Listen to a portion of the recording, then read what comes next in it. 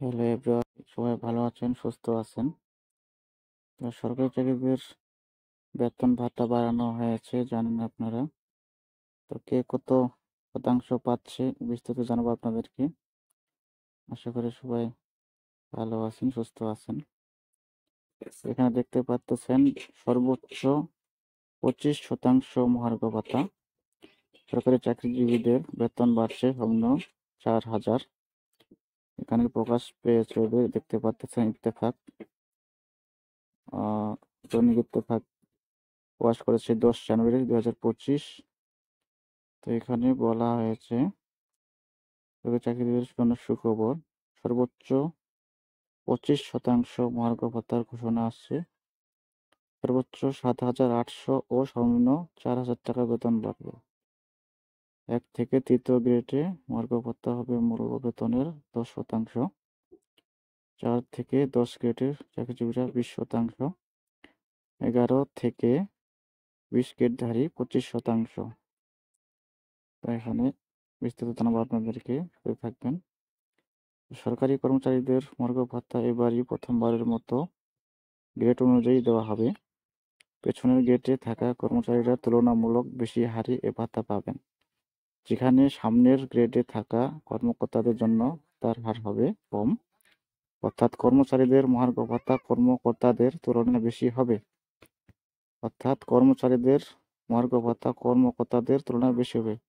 যারা কর্মচারী আছে কর্মকর্তার থেকে এরা বেশি পাবে, এটা বলা আছে। তো অর্থ মন্ত্রণালয় এ বিষয়ে একটি প্রস্তাবের খসড়া চূড়ান্ত করেছে, যা অনুমোদনের জন্য প্রধান উপদেষ্টার কাছে পাঠানো হবে। প্রস্তাব অনুযায়ী 1 থেকে 3 নম্বর গ্রেডে মহার্ঘ ভাতা হবে মূল বেতনের 10%। 3 নম্বর গ্রেডে 10% দেওয়া হবে এবং 4 থেকে 10 নম্বর গ্রেডের চাকরিজীবীরা পাবেন 20%। 4 থেকে যারা 10 নম্বর গ্রেডে চাকরি করেন তারা পাবেন 10%। আর 11 থেকে 20 নম্বর গ্রেডধারীরা পাবে 25%। যারা 11 থেকে 20 নম্বর গ্রেডধারী চাকরি করে তারা পাবে 25%। তো এতে সর্বনিম্ন 4,000 থেকে সর্বোচ্চ 7,800 টাকা পর্যন্ত বেতন বাড়তে পারে।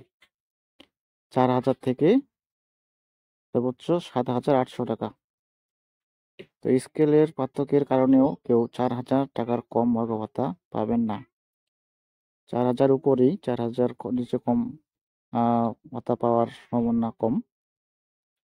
তবে মহার্ঘ ভাতা কার্যকর হওয়ার পর আগের সরকারের দেওয়া 5% বিশেষ প্রণোদনা সুবিধাটি আর বহাল থাকবে না বলে অর্থ মন্ত্রণালয়ের কর্মকর্তারা জানিয়েছেন। তারা আরও জানিয়েছেন, পেনশনে থাকা কর্মচারীরাও মহার্ঘ ভাতা পাবেন। যারা পেনশন পেয়ে থাকেন কর্মচারী তারাও এই ভাতা পেয়ে থাকবেন।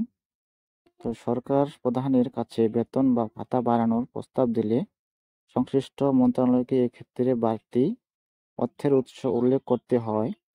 অর্থাৎ মন্ত্রণালয়ের কর্মকর্তারা জানান, রাজস্ব খাতে ব্যয় কমানো খুবই কঠিন, তাই সবকিছু উন্নয়ন বাজেটের উপর নির্ভর করবে।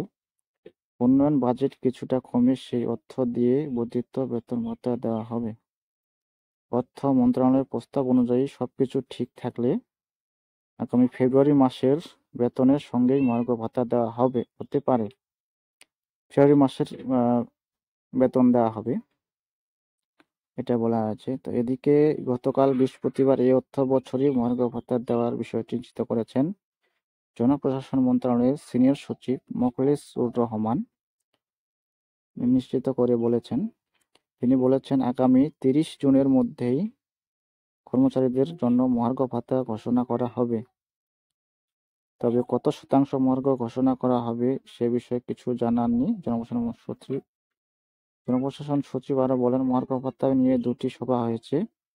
এবার যারা পেনশনে গিয়েছেন তাদেরও মহার্ঘ ভাতা দেওয়া হবে। যারা মহার্ঘ ভাতা পাবেন, ইনক্রিমেন্টের সময় সেই ভাতা বেসিকের সঙ্গে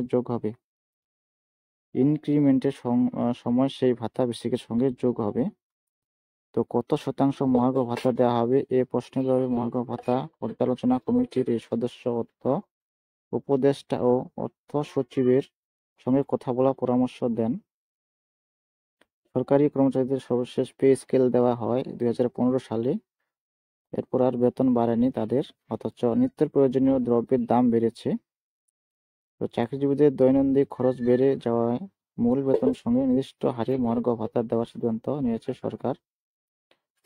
মূল্যস্ফীতির সঙ্গে সমন্বয় করতে দীর্ঘদিন ধরে সরকারি চাকরিজীবীদের দাবি ছিল মহার্ঘ ভাতার। এরই পরিপ্রেক্ষিতে অন্তর্বর্তী সরকার মহার্ঘ ভাতা নির্ধারণে কমিটি গঠন করে।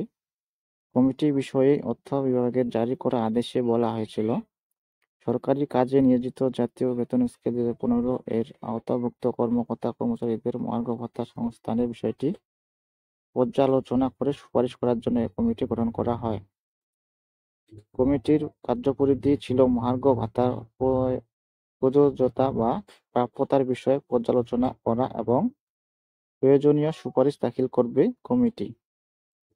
তো সাধারণত 5 বছর অন্তর একটি নতুন বেতন স্কেল ঘোষণা করে সরকার, কিন্তু 2015 সালের পর আর কোনো নতুন পে স্কেল দেওয়া হয়নি।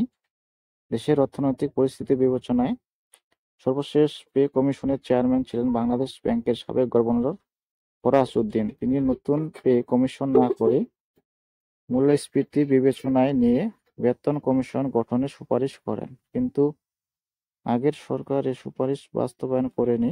বাড়তি মূল্যস্ফীতিতে বেতন বাড়াতে নতুন পে স্কেল ঘোষণা সহ বেশ কিছু দাবি জানিয়ে আসছিলেন সরকারি চাকরিজীবীরা। জনপ্রশাসন মন্ত্রণালয়ের তথ্য অনুযায়ী সরকারের বিভিন্ন মন্ত্রণালয়, বিভাগ, অধিদপ্তর, কর্পোরেশন ও স্বায়ত্তশাসিত প্রতিষ্ঠানে প্রায় 14 লাখ কর্মকর্তা আছেন। চলতি 2024-25 অর্থ বছরের বাজেটে তাদের বেতন ভাতা বাবদ বরাদ্দ রাখা হয়েছে 81,580 কোটি টাকা। তাদের বেতন ভাতা বাবদ বরাদ্দ রাখা হয়েছে কত? 81,580 কোটি টাকা। বাজেটে মহার্ঘ ভাতায় কোনো বরাদ্দ নেই, তবে কমিটির সুপারিশের ভিত্তিতে এ হার চূড়ান্ত করে পরিচালনা বাজেটের অন্য খাতের সঙ্গে সমন্বয় করা হবে। তো এই ছিল ডিটেলস বিস্তারিত। তো এখানে আপনারা কে কত পাচ্ছেন, কে কত টাকা পাবে বিস্তারিত জানালাম। তো এই ছিল বিষয়। তো সবাই ভালো থাকবেন, সুস্থ থাকবেন, আর এই চ্যানেল নতুন হলে অবশ্যই চ্যানেলটিকে সাবস্ক্রাইব করে সাথে থাকবেন। ধন্যবাদ সকলকে।